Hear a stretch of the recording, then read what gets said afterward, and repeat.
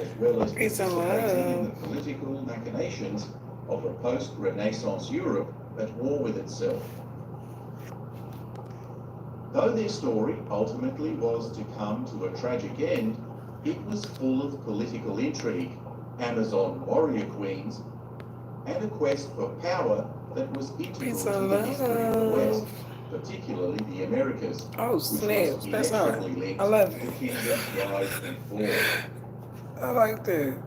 Peace If you're and just a little love. bit I know you curious can do all about this. this powerful, deeply Catholic kingdom in the darkest heart of Africa, then join us as we dive into the history of the Kingdom of Congo, its troubled relationship with Portugal, and its tragic role in Oh, the you got it off. transatlantic Oh. slave trade, whose incredible heroes would go on to inspire generations of their descendants with stories of warrior queens and tales of the Brazilian Black Spartacus and his renegade kingdom. Person need the calendar. My day on case.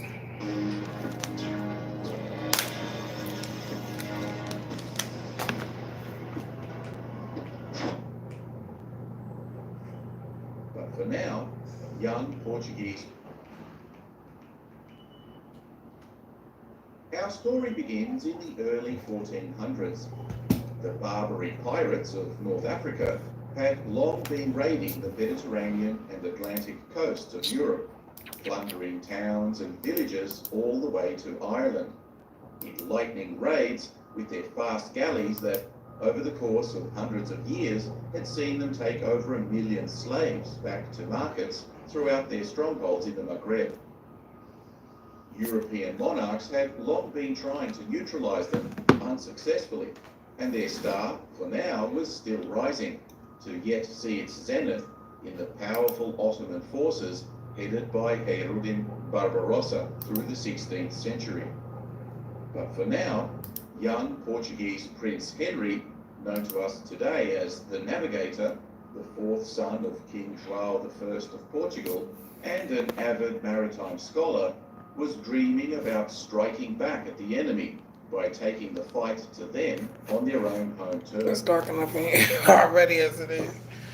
Now, there was a legend that had been propagated since the 12th century of a lost So kingdom what do of I need to do? Christians somewhere in the First I east, need to. ruled by a mighty and wealthy king called Prester John, supposedly a descendant of one of the three magi who visited the newborn Christ in Bethlehem 1,000 years before. This kingdom was thought originally to be located in India, what little the West knew about it at the time, based largely on apocryphal stories about the disciple Thomas founding a Christian enclave there. Oh, I already got it rolled Indeed, on. as the Crusader presence in the Holy Land began to crumble under the onslaught of Islamic expansion, stories circulated of King So Prester November John 6th needs to be sending word that rescheduled. he was on his way with a mighty army to relieve the besieged Crusaders and help once again liberate Jerusalem for Christ. As we know, this relief force never materialized, yet Let me look and stories see what. continued to circulate for decades that he had nevertheless liberated Persia and was now on his way to take Baghdad. Look at his Muslim armies lips. were indeed being crushed by a mighty king, but it was not the Christian Prester John, but rather Genghis Khan, who was now the scourge of the Islamic world. How did See he my get Lego flowers confused my with baby made Prester me. John? Well, it turns out that when our old mate Genghis was a vulnerable teenager, he had at one time been under the care of a foster So all I father need to do is who open just all these happened to hubs be a on Nestorian screen. Christian Khan of the Yeah, on Karaite clan. tab. The Karaites were a Turkic Central Asian tribe who had adopted Christianity in the 11th century. Nestorians were a heretical sect who believed in the dual nature of Christ. That is to say, they claimed he had both a human and a divine nature, which established church doctrine dismissed in favor of a single, 7 unified nature. hubs.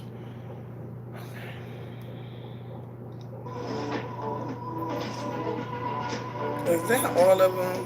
Where's Africa? Africa, Asia, Europe, America, Oceania. Where's that?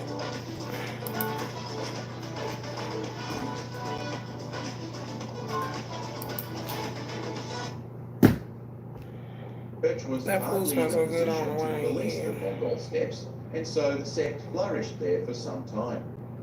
So I need to go to Anyway, events the on every Khan page had so I promised can his niece see. as a bride to the young Temujin, who in time would go on to become the Genghis Khan we all know and love. But the two eventually fell out, and the Khan reneged on his promise to present said bride to the expectant groom-to-be.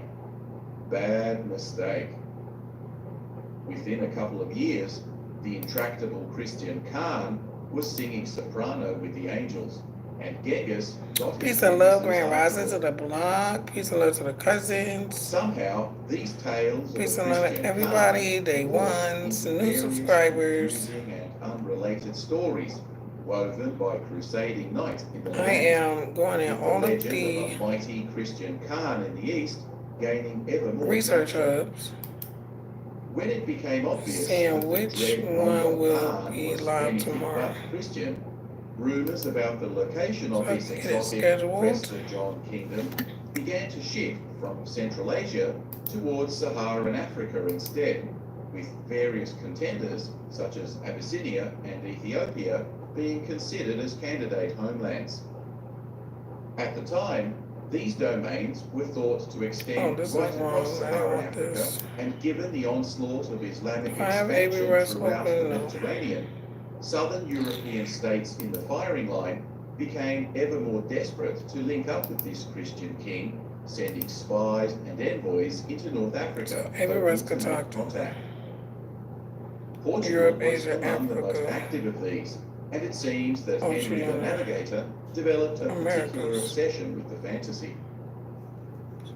At the age of 21, he convinced the king and 8. his other brothers to attack the Barbary city of Ceuta on the Moroccan It's coast, already open. which his agents had told him was a huge clearing market for slaves brought in both from their European raids as well as trade routes coming out of sub-Saharan Africa. So there are 2 here. Stories abounded of their incredible gold, ivory, and slave hoards being brought north to the Mediterranean by caravans from the legendary Empire of Mali. So, by taking Ceuta, he was hoping they could tap into the network and maybe also use it to get their agents more easily to Prester John's kingdom. Oh, she is beautiful. So it was that in August 2 here. 1415, the Portuguese sent an expeditionary armada that, having just 2 here. assembled in the Definitely on Ceuta point. harbour, That's what's up. was scattered by a fierce storm, 2 here. causing them to raise anchor Okay, Miss and head back out to sea Organization. again before they could properly engage We like the well-entrenched Muslim organization defenders. events. The governor It of should the be city, 2 because I think I did thinking an that the extra enemy one had to catch. abandoned Who did their I just plans, catch up? dispersed his troops and conscripts, but when the Oh, fleet, there's 3. having Wait, regrouped, how many is it? returned Because a I week could. or so later, Oh, he was now left with only a modest garrison, and the citadel was taken with little resistance and has remained in European hands ever since. okay. October In 16th. the aftermath, the Marinid Sultan of Oh, we need to Fez, go there over then. in Morocco, was assassinated There's for 1 failing to here. defend the fortress, and the region then descended So when was the into last time I civil did war Asia? Wasn't it as this the week? rival factions fought for control. Yeah, I just This did at Asia. least So meant we're not that doing Ceuta Asia. remained So I need to make a relatively new unmolested for a order few now. years, giving it an opportunity to fortify and repel the modern So we're not attacks doing of local Asia. warlords. But September was the Henry's last hope time I for did cashing in on the sub-Saharan Europe. So trade we gotta go to network Europe came to nothing, as the caravans simply redirected to Tangier instead, Monday, tomorrow. denying the prince the honeypot he was hoping for. So he convinced his brothers to have a crack at Tangier as I'll do well. Europe. But this city was an altogether different stronghold, the Portuguese attack ending in complete disaster. Not Nevertheless, America for the next. time being, Definitely the not European Asia. presence on the North African coast threw a Not spanner in the Africa. works, stifling Islamic Oh, raiding we for just some did every time rest. and Y'all making got caught shipping up. lanes through the Straits of It Gibraltar probably should much safer for definitely European not traffic. contact them. But Henry was going to have to find another way to get his hands on all that southern treasure. I think Oceania. There was nothing for it but to try and sail around the other way and see how far they could go. He now began obsessively acquiring maps and charts, and some believe I don't that he organize even this. developed It's a not final want to naval do academy right. that focused November on the improving 6th. navigation, There's a charting, meeting and that ship day, design, isn't it? drawing from the innovations of both Muslim and Christian sailing traditions. He sponsored the exploration of the Atlantic Ocean in redesigned Okay, shallow-bottom so caravel this needs to be ships changed. with The lateen date. sails that were highly maneuverable and whose arrangement allowed them to sail into headwinds as well as enable them to hug the coast more closely. Portuguese sailors just delete had by this. now discovered huge ocean air gyres and currents that actually made it more efficient, if counterintuitive, to sail way out to sea, perpendicular to the winds that we now call the northeasterly trades, and then ride the clockwise turn of the winds as they became the southwesterlies that would now be at their backs as they approached the Iberian coast So once it's more. going to be This turn of the breeze was known as the Volta do Mar, and it enabled the Portuguese Navy to strike out with confidence across vast expanses of ocean and predict the likely wind direction based on their latitude. Using this revolutionary new knowledge, intrepid Portuguese explorers discovered the Madeiran Islands, the Azores, and even the Sargasso Sea. Some evidence also suggests that by the 1420s, they probably also ran into the Caribbean and possibly even the mainland of both North and South America, I know we got a such meeting that that day, so Christopher I'm going to move Columbus had that. eventually availed himself of both maps and knowledge he extracted from dying Portuguese sailors on Madeira. See my video on the Codfish Heroes for a full account of this and other incredible stories of pre-Columbian crossings. So, oh, Zara birthday coming up. Anyway, as confidence Oh. increased and the fog of obscurity gradually retreated, Prince Henry sponsored dozens of So the expeditions 6th. that penetrated What's going ever on? further southwards too, Okay. passing the southern edge 7. of the Sahara by 1444 and the Cape Verde Islands by the early 1450s, So the making 13th. contact with local chieftains and setting up a We already number of doing trading Europe, so it ain't posts gonna be that that. bypassed the Muslim land caravans and dealt directly with sources of ivory, gold, and now also slaves. Gold Should began do- pouring into Lisbon, and the North African trading hubs of Algiers and Tunis found themselves devastated by the loss of trade That's via happening. this new Portuguese Atlantic trade route, which bypassed the traditional desert crossings that had been used by Muslim merchants for centuries. So someone remove the TV. So,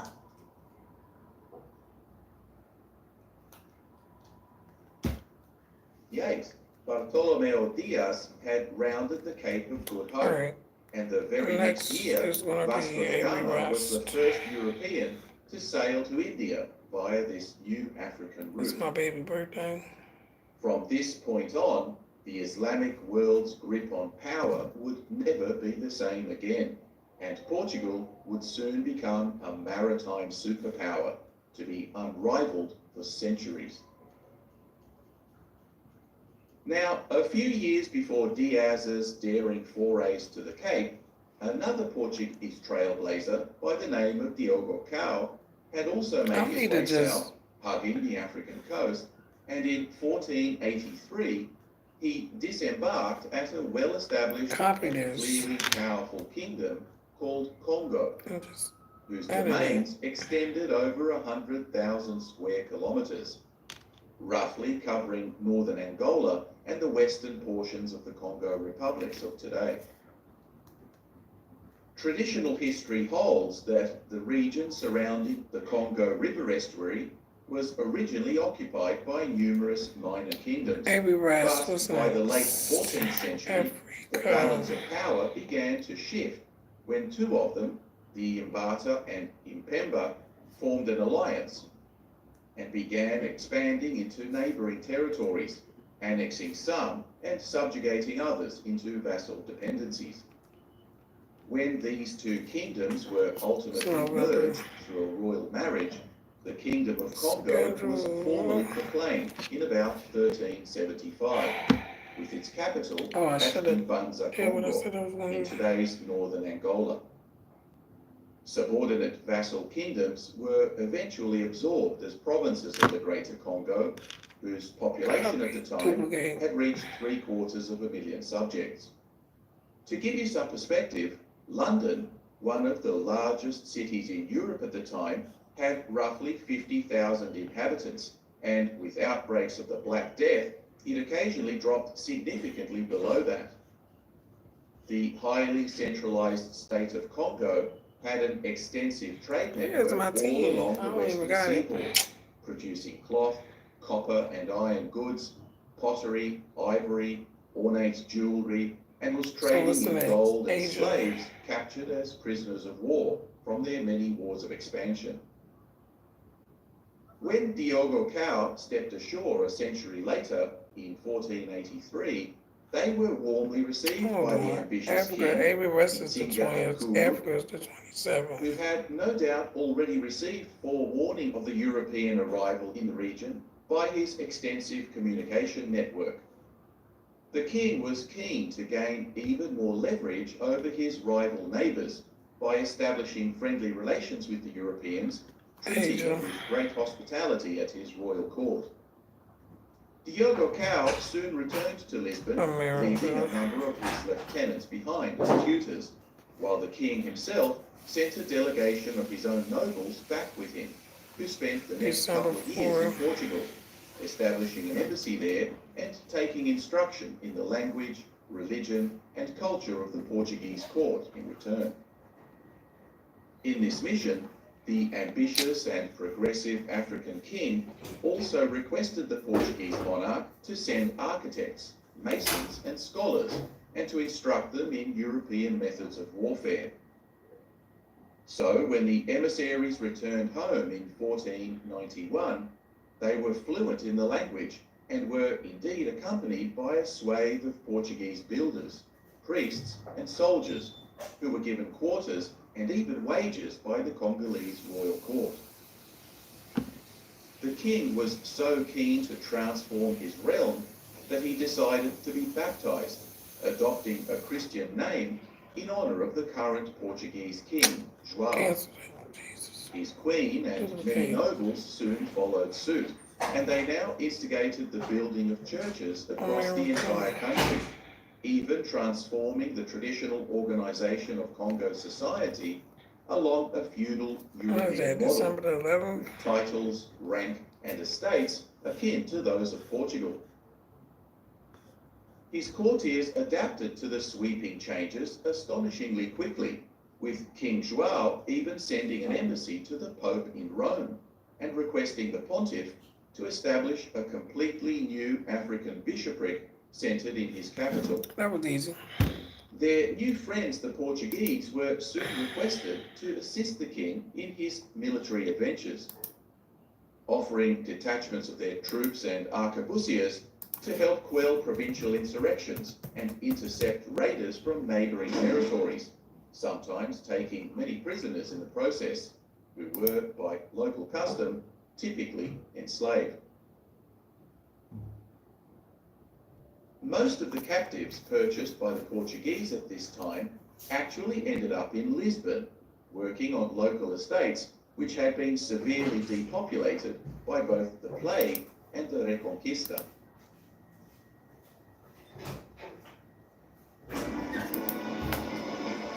We have generations of low writing in our family.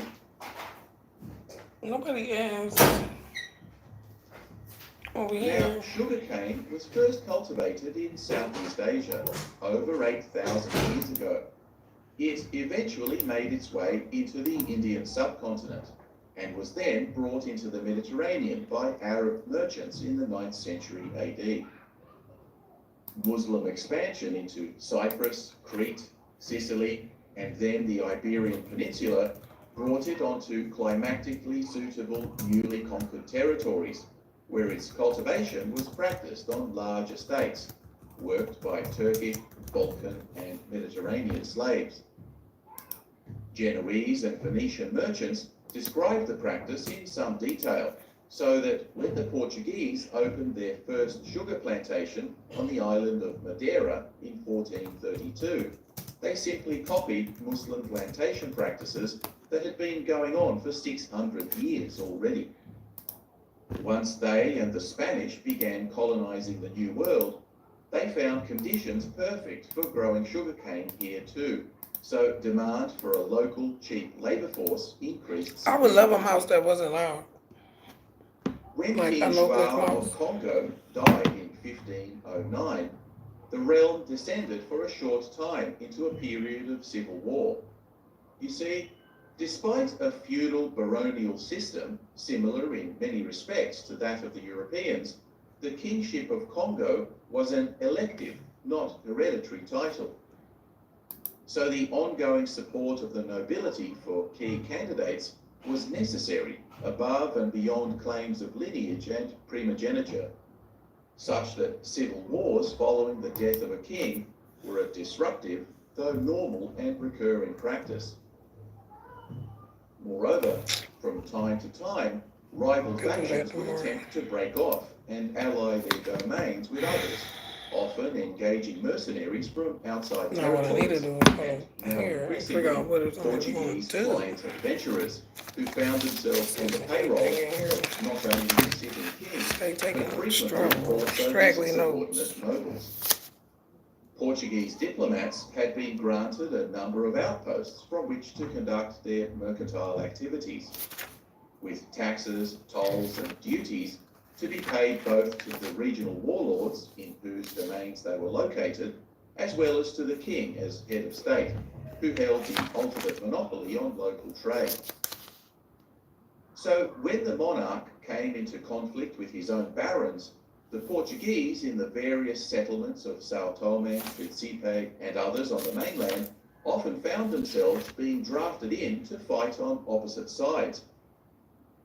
Some of these settlers indeed became so wealthy and so influential that they became key figures in the Congolese court, intermarrying with the local nobility and often holding social titles above that of the Portuguese officials that were dispatched to oversee the outposts, such that the King of Portugal increasingly found himself subject to a flurry of complaint letters from his own merchants, of those assimilated into the Congolese court, as well as frequently from the Congolese king himself, all complaining about the encroachment on their rights and privileges to one degree or another, but all of them involved in a Machiavellian game of one-upmanship to secure power and trade benefits for themselves.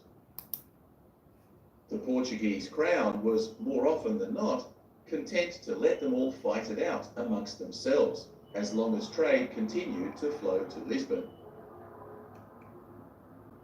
After his death, King João's son Afonso nevertheless won out in the ensuing conflict and took over the reins of the kingdom in 1509, becoming an even more fervent missionary than his father, formally establishing Christianity as the state religion, maintaining a regular correspondence with the Pope, and even sending his son Prince Henrique to Rome, who returned some years later to become the chief bishop of the burgeoning Congolese church.